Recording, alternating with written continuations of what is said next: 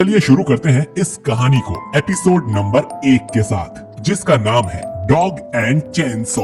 तो दोस्तों, जैसे अटैक ऑन टाइटन में मॉन्स्टर्स यानी टाइटन्स होते हैं, डीमन स्लेयर्स में डीमंस होते हैं, ठीक वैसे ही चेनसॉ मैन की दुनिया में डेविल्स होते हैं। हर डेविल के पास अलग अलग तरह की पावर्स और एबिलिटीज होती हैं। तो चेनसॉ मैन की कहानी 1997 के जापान में सेट है। हम देखते हैं मेन कैरेक्टर डेंजी को, जो कि अजीब सा सपना देख रहा था, जिसमें वो एक सुनसान गली में होता है। उसे यहाँ से निकलने का एक दरवाजा मिलता है, लेकिन तभी डेंजी की नींद खुल जाती है और डेंजी अपने काम पर निकल जाता है। रास्ते में हमें पता चलता है कि डेंजी के सिर पर बहुत सारा कर्ज है, जिसे चुकाने के लिए वो महीने में करीब 60,000 के पेड़ बेच चुका है। 1.2 मिलियन में अपनी एक किडनी, 3 लाख में अपनी एक आंख और करीब 1 लाख में अपना एक टेस्टिकल भी बेच चुका है। और अब भी उसे करीब 3 करोड़ येन चुकाने बाकी है। इसीलिए डेंजी डेविल हंटर का भी काम करता है, क्योंकि डेविल की लाश के बदले उसे काफी अच्छे पैसे मिल जाते हैं। डेंजी के साथ उसका एक पेट भी होता है, जिसका नाम पोचिता है, और ये एक चेनसॉ डेविल है। पोचिता के भौंकने से डेंजी समझ जाता है कि आसपास कोई डेविल है।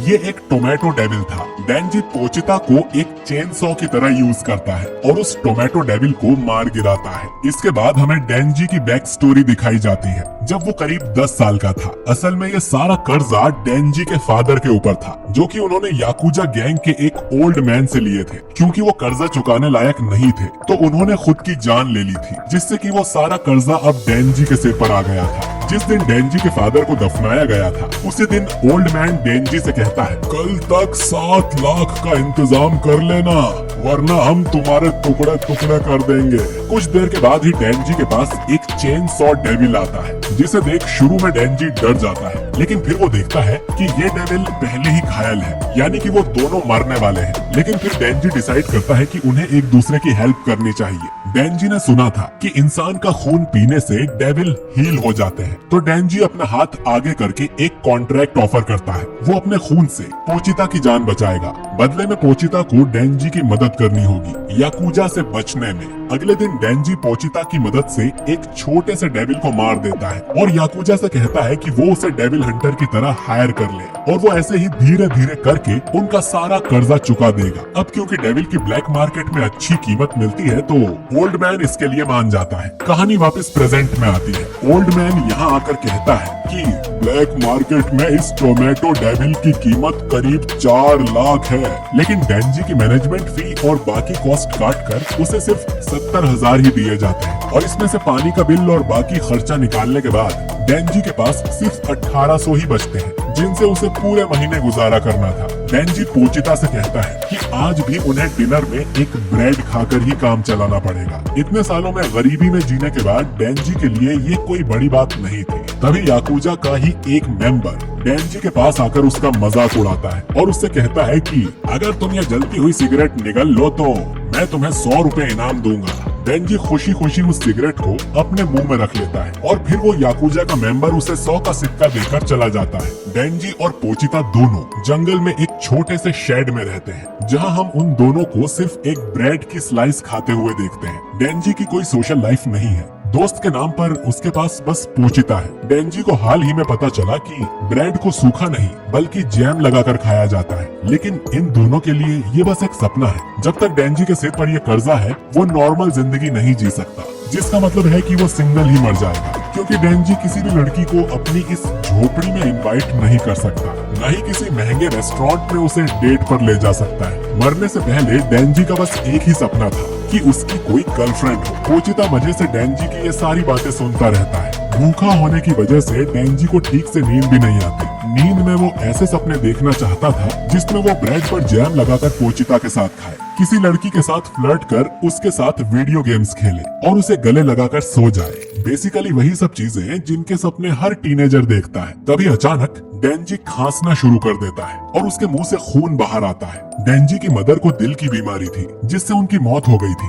और लगता है कि ये बीमारी अब डेंजी को भी लग गई है। मतलब कि कुछ ही समय में डेंजी की भी मौत हो जाएगी। तभी ओल्ड मैन डेंजी का दरवाजा पीटने लगता है और बोलता है कि उसे आज एक और डेविल मारना है। डेंजी को ओल्ड मैन शहर से दूर एक बड़े से वेयर हाउस के पास लेकर आता है, डेंजी ओल्ड मैन के पीछे पीछे चलने लगता है और अचानक ही पीछे एक आदमी डेंजी और पोचिता दोनों के अंदर तलवार घुसा देता है। असल में ये ओल्ड मैन की चाल थी। ओल्ड मैन चाहता था कि उनकी गैंग यानी याकूजा और पावरफुल बने, जिसके लिए उसने खुद भी एक डेविल से कॉन्ट्रैक्ट कर लिया। उन्हें डेविल की पावर्स चाहिए थी और उस डेविल को डेविल हंटर्स। लेकिन याकूजा के लोग बहुत ही बड़े मूर्ख थे, क्योंकि उन्होंने एक ज़ॉम्बी डेविल से कॉन्ट्रैक्ट किया था, जिसकी पावर्स थी कि वो इंसानों को ज़ॉम्बी बना सकता है, जिसके बाद वो ज़ॉम्बी डेविल के गुलाम बन जाते हैं। तो बेसिकली सभी याकूजा अब ज़ॉम्बी डेविल के इशारों पर काम करेंगे। और क्योंकि इसे डेविल हंटर्स से नफरत है, तो वो अपने सभी ज़ॉम्बीज को ऑर्डर देता है कि वो डेंजी के टुकड़े टुकड़े करके कचरे में डाल दे।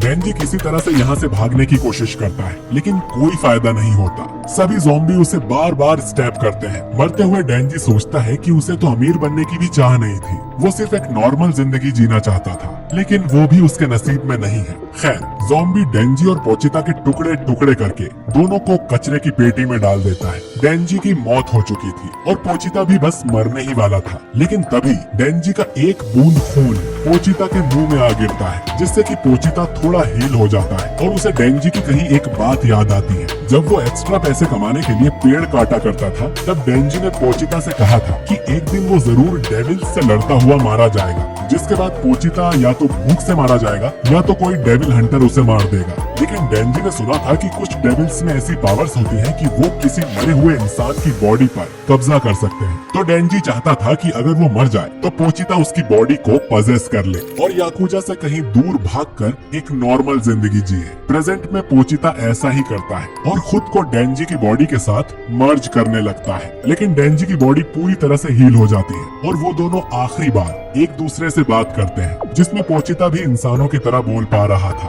पोचिता डेंजी से कहता है कि वो उसकी बॉडी पर कब्जा नहीं कर रहा है, बल्कि वो उसके साथ एक नया कॉन्ट्रैक्ट बना रहा है। इस नई डील में पोचिता ने अपना हार्ट डेंजी को दे दिया है। बदले में वो चाहता था कि डेंजी एक नॉर्मल लाइफ जिए और वो सारे सपने पूरे करे जो उन्होंने देखे थे। तो बेसिकली पोचिता डेंजी को बचाने के लिए खुद को कुर्बान कर देता है और क्योंकि डेंजी के पास अब डेविल हार्ट है, तो उसका शरीर पूरी तरह से हील हो जाता है। उसके दिल की बीमारी, आंख और किडनी सब बिल्कुल ठीक हो गए थे। साथ ही डेंजी के सीने से एक डोरी बाहर निकल रही थी, जो कि असल में पोचिता की पूंछ हुआ करती थी, जिसे खींचने पर पोचिता की चेन सॉ चालू होती थी। डेंजी को जिंदा देख ज़ॉम्बी डेविल फिर से अपने ज़ॉम्बीज को उसे मारने भेजते हैं। डेंजी मन में सोचता है कि इन लोगों के पास तो इतनी अच्छी लाइफ थी, फिर इन्हें और क्या चाहिए था जो कि इन्होंने डेविल से कॉन्ट्रैक्ट कर लिया। डेंजी को समझ आता है कि इंसान को जितना भी मिले उसे कम ही लगता है और उसे कभी संतोष नहीं होता, जिसके लिए डेंजी उन्हें दोष नहीं देता। लेकिन क्योंकि ये लोग डेंजी के सपने के बीच में खड़े थे, तो उसे इन सबको मारना ही पड़ेगा।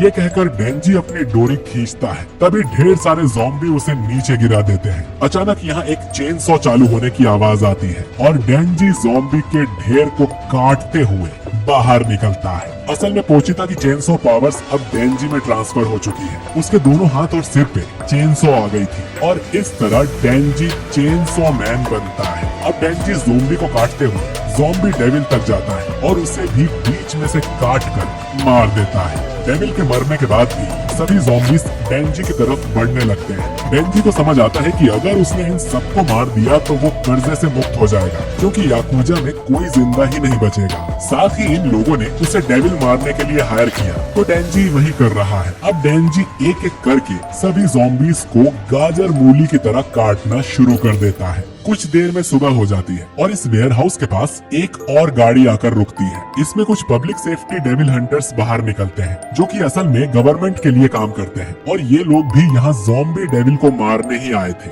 लेकिन ये देखते हैं कि यहाँ सिर्फ ज़ॉम्बीज की लाशें पड़ी हुई हैं, जिनके बीच में डेंजी खड़ा था। एक आदमी को लगता है कि ये आदमी भी कोई डेविल होगा, लेकिन माकीमा की सूंघने की शक्ति काफी तेज है, जिससे वो बताती है कि ये ना तो कोई इंसान है और ना ही कोई डेविल। माकीमा डेंजी के पास आती है और डेंजी पीछे गिरने लगता है। गिरते हुए वो माकीमा से उसे गले लगाने को बोलता है, जो कि वो करती है, जिससे कि डेंजी के चेन सॉ पार्ट्स पिघल जाते हैं और वो वापस एक इंसान की तरह दिखने लगता है। अब माकीमा डेंजी को दो ऑप्शंस देती है, या तो वो उसे डेविल समझकर उसे मार सकती है, या तो वो उसे अपना पालतू बनाकर अपने साथ रखेगी। डेंजी मरना तो नहीं चाहता था, तो वो माकीमा से पूछता है कि नाश्ते में मुझे क्या मिलेगा। जिस पर माकीमा सोचते हुए बोलती है कि बटर और जैम लगा हुआ ब्रेड, सैलेड, कॉफी और कुछ मीठा भी, और ये सब खाना तो डेंजी के लिए सपने जैसा था। तो वो तुरंत माकीमा का पालतू बनने के लिए मान जाता है। और एपिसोड का टाइटल डॉग एंड चेनसॉ डेंजी और पोचिता दोनों को ही रिप्रेजेंट करता है। पोचिता एक डॉग जैसा दिखता है और उसके पास चेनसॉ थी, वहीं अब डेंजी के पास भी चेनसॉ है और लोग उसे एक डॉग की तरह ट्रीट करते हैं। खैर दोस्तों, मापा स्टूडियो ने इस एपिसोड में बहुत ही बढ़िया काम किया है। हालांकि इस एपिसोड में भर भर के सीजी का यूज किया हुआ है, लेकिन वो आंखों को चुभता नहीं है और आप ध्यान से देखोगे तभी पता चलेगा कि कौन सा सीन सीजी था। खैर, आपको ये एपिसोड कैसा लगा कमेंट करके जरूर बताइए, और अगर आप इस एनीमे के लिए एक्साइटेड हैं तो कमेंट में यस जरूर लिखिए।